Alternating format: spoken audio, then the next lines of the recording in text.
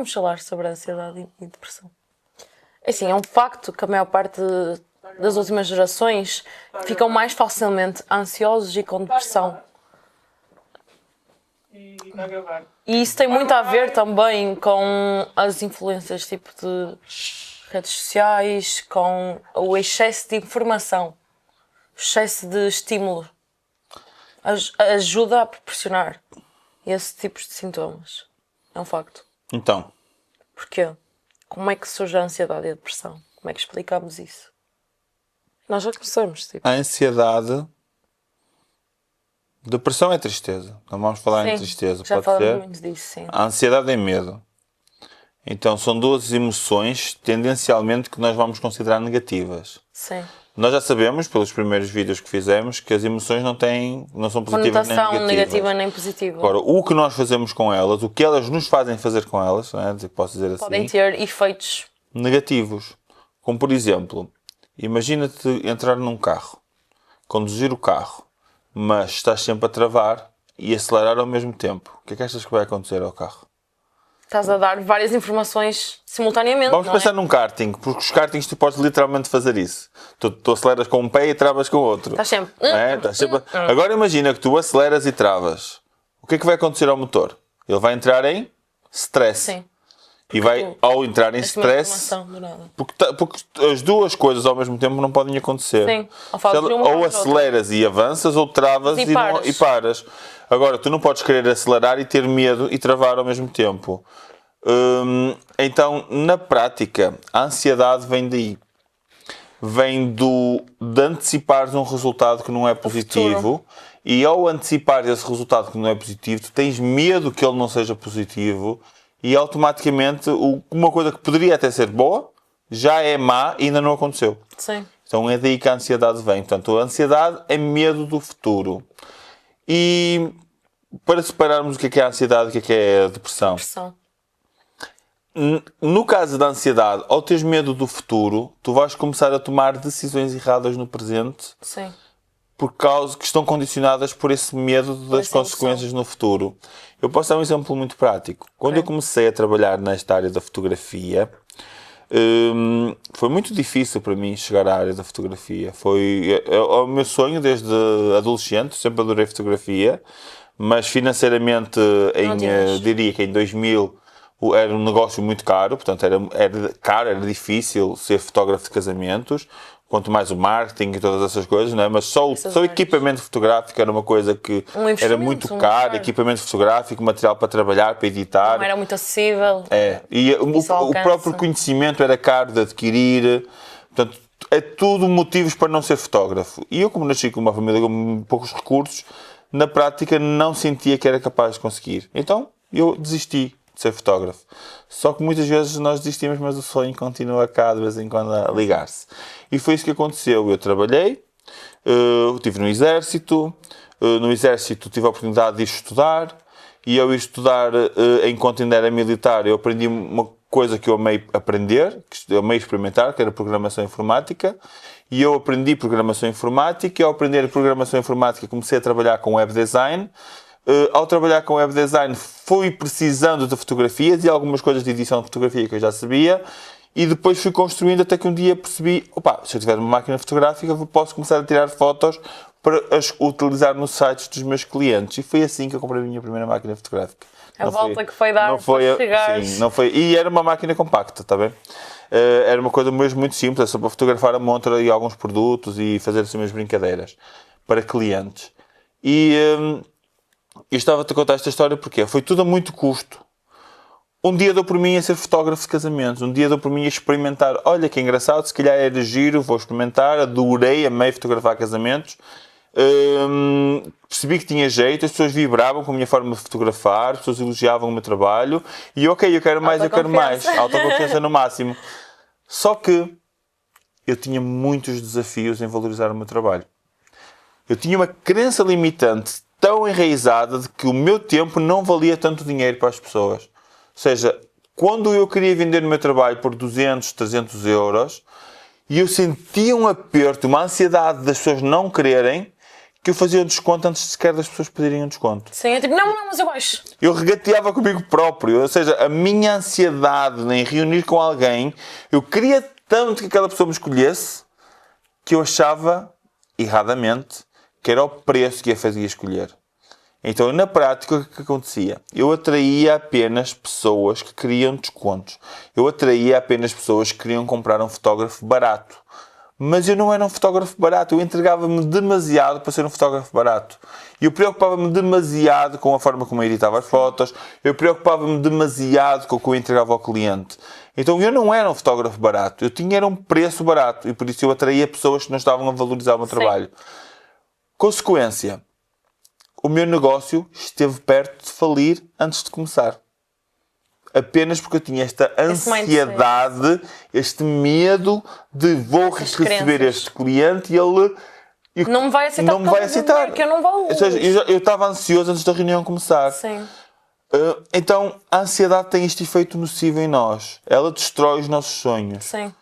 Então é muito importante nós compreendermos de onde é que vem essa ansiedade. E no meu caso, a ansiedade vinha desta crença limitante de 200 euros era muito dinheiro. Neste momento eu vendo o meu trabalho no mínimo, em média, diria 2.000 euros.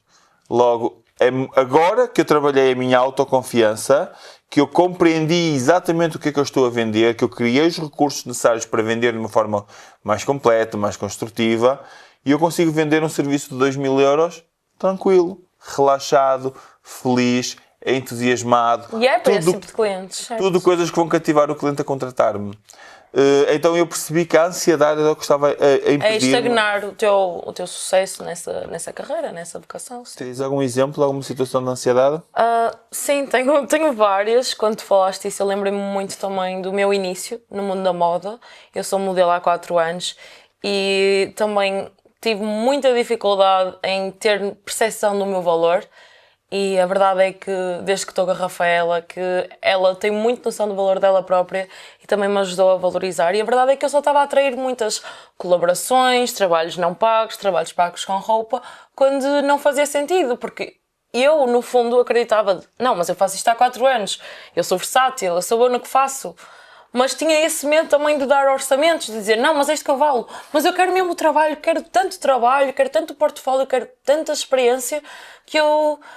Lá está, era o que tu dizias, ainda nem começou a negociação, nem o facto, a parte de dar o pressário e o orçamento, eu já estava tipo, mas eu dou-te um desconto, mas como és meu amigo eu baixo o preço, e a pessoa ainda nem sequer me tinha apresentado um budget, sequer. Que é muito...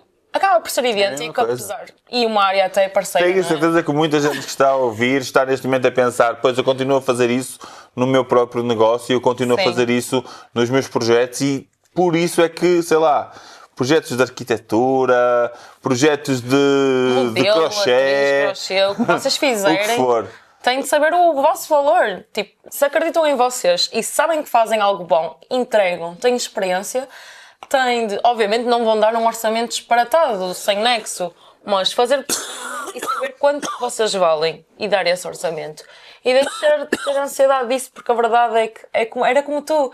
Eu entregava-me, dava tudo, maquilhagem, levava guarda-roupa, discutia, pagava os meus transportes. Eu às vezes ia para colaborações, pagava os meus transportes, a minha comida, eu fazia o moodboard, eu fazia a minha maquiagem e a verdade é que eu estava a entregar demasiado de mim. Era uma modelo até com muitas capacidades e acabava por só atrair pessoas desse género que queriam trabalhar comigo só nesses registros, quando não é isso que eu quero.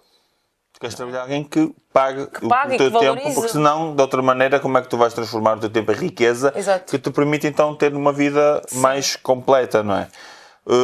Porque muitas vezes é daí que vem a ansiedade, é de querermos, sabermos que merecemos mais na vida, merecemos coisas diferentes, mas alguma coisa que aconteceu no passado, e muitas vezes não são coisas que nos aconteceram necessariamente a nós. Sim.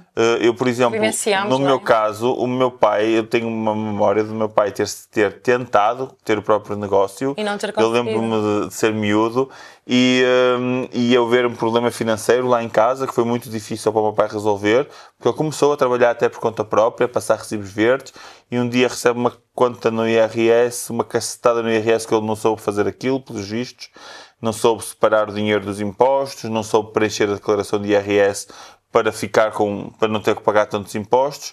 E quando ele fez as contas, ele próprio dizia que estou a trabalhar para aquecer.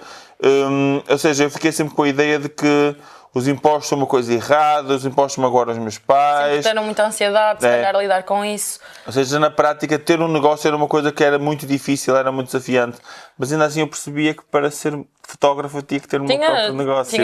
E para fazer o teu trabalho, ainda por cima algo que tu gostas, tu tens de cobrar, senão é impossível, não é? Eu lembro-me que muita altura, e ainda continuo a ter, quando tentei cobrar principalmente esse ciclo de deixar de fazer colaborações, eu já tenho portfólio, eu não preciso de construir mais portfólio. E eu vou atualizando o meu portfólio quando eu preciso. E eu lembro-me muito que tive críticas do género de isso é um hobby.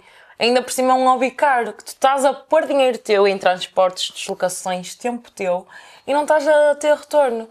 E, ok, é um facto que se calhar eu não me valorizei o suficiente e tinha muita essa ansiedade, mas o que é que eu faço quanto a isso? Quero continuar a fazer isso? Sou boa no que faço?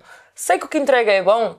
Então tenho muito de mudar esse mindset e a maneira como lido com as coisas. Sim. Porque a verdade é que se eu sei o meu valor, eu tenho de começar a cobrar por isso, porque ninguém faz nada de graça, não é? É um bocado isso. A ansiedade. Sim, a ansiedade não é só nesta área, não é Sim. só nos projetos, não é só no futuro, não é só na carreira. Em relação a ganhar dinheiro. Podemos ter a ansiedade porque antecipamos, por exemplo, que ao chegar a casa vamos discutir com o nosso companheiro, com a minha mulher, com os meus filhos.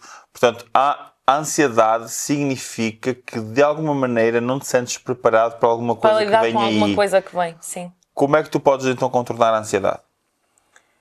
Eu acho que aqui vamos muito falar da parte de como gerimos os nossos sentimentos e as nossas emoções, a nossa autoconsciência, que é muito de, outra vez, de nós não controlamos o que nós sentimos, mas nós controlamos como é que vamos agir com isso. E o facto de, ok, eu tenho um problema, aconteceu, posso partilhar com vocês que eu recentemente tive um problema, neste caso financeiro. E o que acontece muito é que quando nós temos problemas que nos vão gerar ansiedade, vamos querer ter aquela necessidade de resolvê-los de imediato, sem pensar muito de cabeça quente. E isto é um ponto número 1 do Rui, que é não se toma decisões enquanto estamos emocionais. Decisões são feitas logicamente. O que eu ainda estou a trabalhar e a desenvolver em mim. Tomaste nota dessa sessão. E a verdade é que em muitas situações de stress e de ansiedade eu tenho muita tendência a tomar decisões no momento impulsivas, de cabeça quente. E isso não me vai gerar os resultados que eu quero, só me vai gerar mais problemas no futuro. Por exemplo, ir dormir, resolver coisas rápidas. Não há dinheiro fácil, é um facto, não há dinheiro fácil. E não é uma solução a longo prazo. O que é que eu tenho de mudar para arranjar dinheiro? Se calhar tenho de arranjar mais trabalho na minha área. Se eu me souber valorizar mais, se calhar mais pessoas me vão chamar. Porque eu sei o meu valor, eu sei o que é que entrego e é um bocado isso, não tomar essas decisões. Saber avaliar o peso que isso vai ter no nosso futuro. Há decisões que temos que tomar antes de sentir emoções. Sim. Como, por exemplo, todos os meus preços estão tabulados, então essa decisão já está tomada. Quanto é que eu vou cobrar? Já está tomado. Qual é o desconto que eu posso fazer? Já está decidido antes. Agora, até o cliente conversar e compreender qual é a sensibilidade do cliente ou o que o cliente espera, e eu não me vou adaptar, não vou negociar comigo próprio. Em relação à ansiedade mais ao nível familiar, é sempre um desafio. Sim.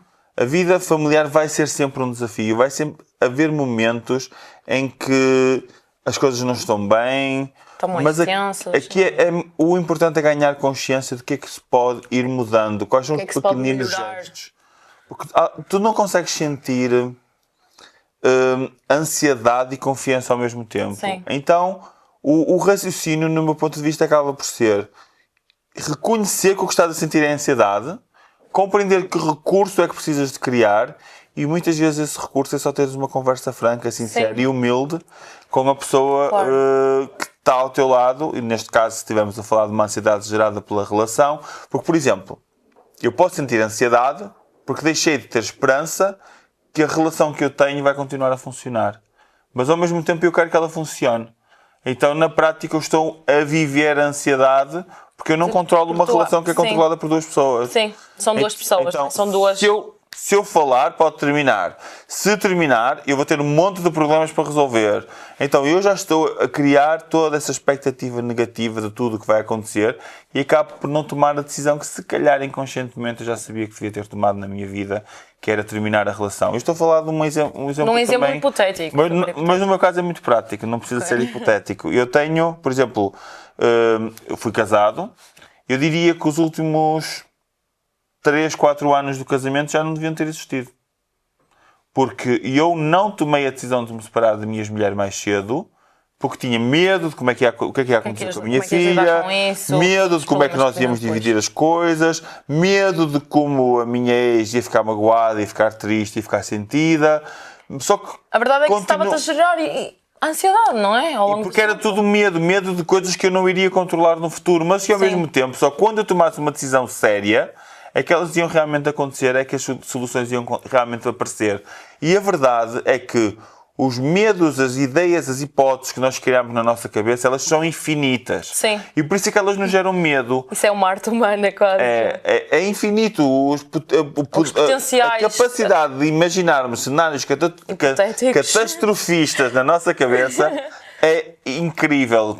Nós, como seres humanos, somos seres humanos criativos. Ou seja, nós conseguimos imaginar um monte de coisas, mas muito dificilmente conseguimos imaginar as soluções para essas coisas. E é impossível haver soluções para 1 milhão de ideias diferentes. Sim. Mas a coisa que vai acontecer vai ser apenas uma. Então tu podes te preparar. Então, na realidade, o que eu fiz, quando eu percebi que a relação estava no fim, que já não havia nada para construir na relação, não foi tomar a decisão de terminar a relação numa discussão. Foi numa conversa. Ou seja, nós não terminamos no meio de uma discussão. Sim. Nós conversamos e eu disse... chegaram à conclusão. Eu disse à minha ex-mulher, que não concordou na altura com a decisão, mas que era uma decisão que já estava a ser tomada há algum tempo e ela tinha consciência disso, porque eu fui conversando da minha insatisfação em relação à relação. Sim. Em relação à relação, desculpem a redundância, mas no que diz respeito à relação que eu tinha com a minha ex-mulher, e na prática foi assim que eu fui minimizando a ansiedade até estar preparado para tomar uma decisão mais definitiva de afastarmos-nos. Foi difícil, continuou a ser difícil. Muitos de nós não tomam decisões difíceis na vida porque queremos que a vida seja fácil. Não existe. A vida não é fácil. A vida é a maneira como nós lidamos com as peripécias que acontecem na nossa vida. Porque até no livro que eu estava a ler, como é que é?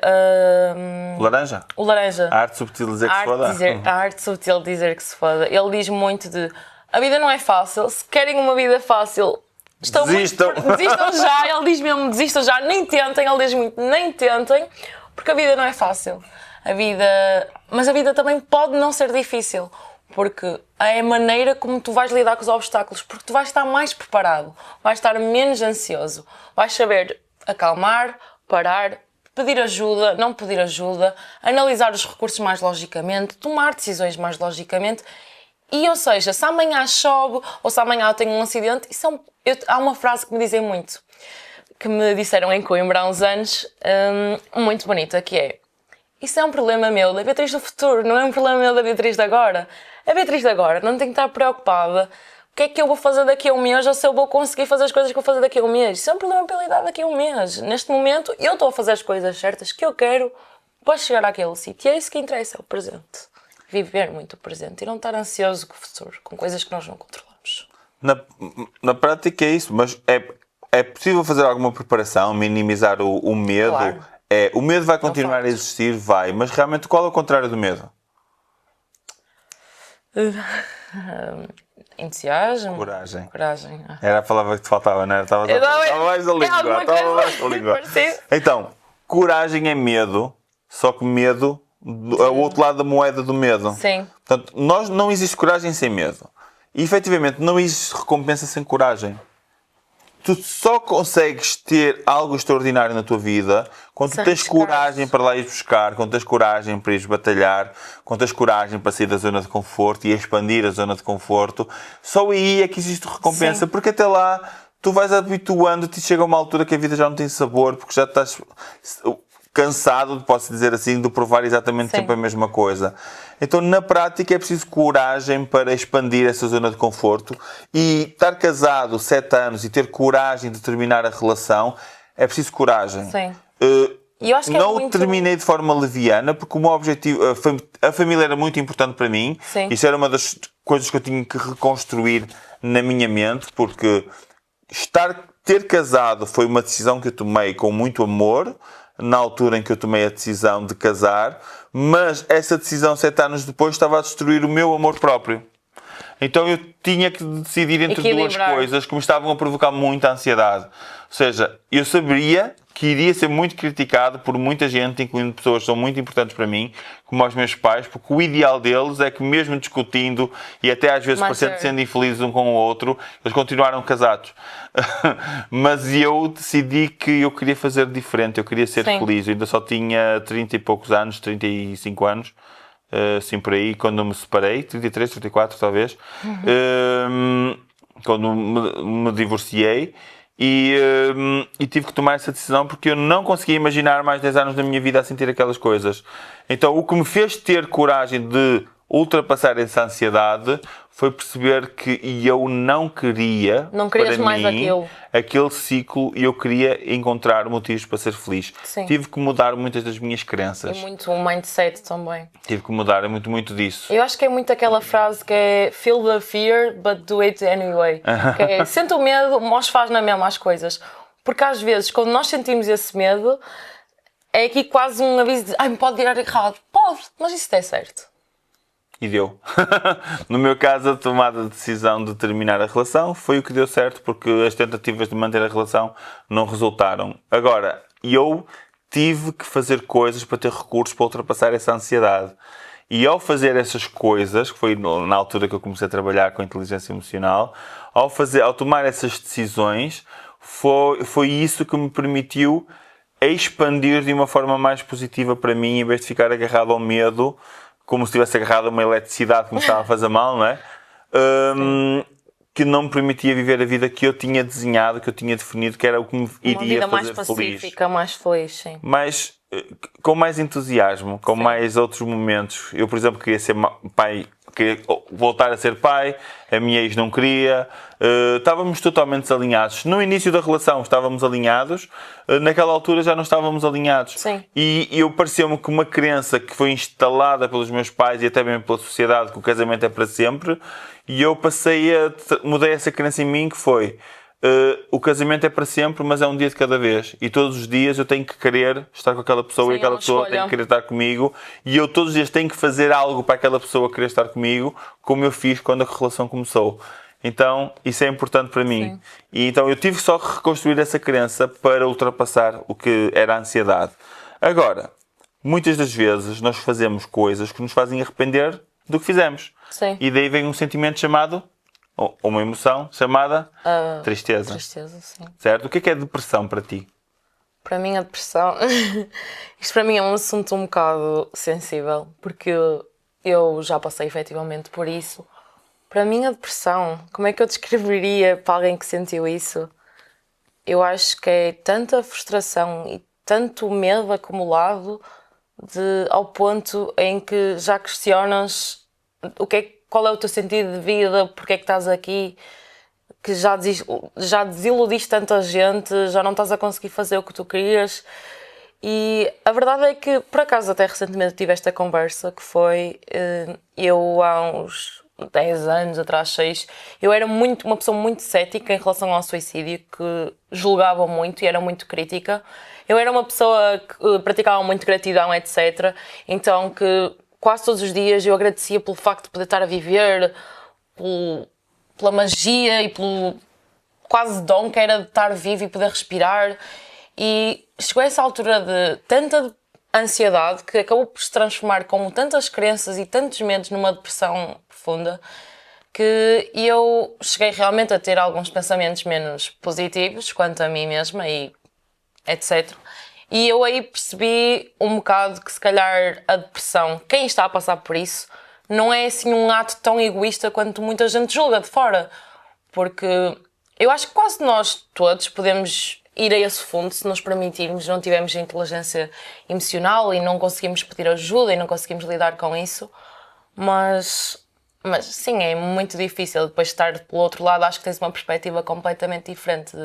É possível eu voltar a esse ponto, mas eu escolho não voltar a esse ponto. Eu sei qual é o meu limite de pedir ajuda e eu aprendi a pedir ajuda e eu quero viver, então eu vou pedir ajuda, eu vou procurar terapia se eu preciso e eu vou escolher lidar com isso. Eu acho que a depressão, descrevendo de uma forma mais sintetizada, é muito medo, muita falta de amor próprio, muita falta de coragem, muita ansiedade, muitas frustrações e muitas falsas crenças acumuladas. É tudo junto. Muita cobrança, muitos pensamentos que te geram tristeza.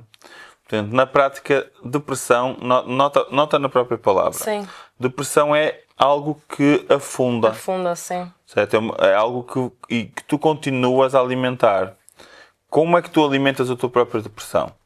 Por exemplo, eu sei quando estou a ter alguma recaída, que não é bem recaída porque eu já tenho muito mais controle disso, quando começo a ter muitos pensamentos negativos quanto a mim mesma.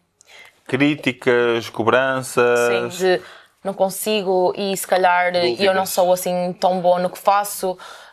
Se eu não fui no passado em muitas coisas e falhei, se calhar não sou boa nisto mesmo, se calhar devia desistir. Qual é o meu intuito de vida se estou a falhar em tudo? Se calhar as pessoas não gostam de mim. Uma série de defeitos, uma série de pensamentos negativos que me vão começar a alimentar isso. Mas um facto é que nós temos o poder de controlar os nossos pensamentos. Nós temos o poder de escolher onde colocamos a nossa atenção e o nosso foco. E da mesma maneira que começamos a sentir essa onda negativa e esses pensamentos negativos, acho que é muito importante termos a consciência de não, e eu consigo mudar isto, mesmo que seja pedir ajuda, terapias, o que for. E alimentar-nos com pensamentos positivos de, ok, eu não consegui, mas eu vou conseguir e eu consigo.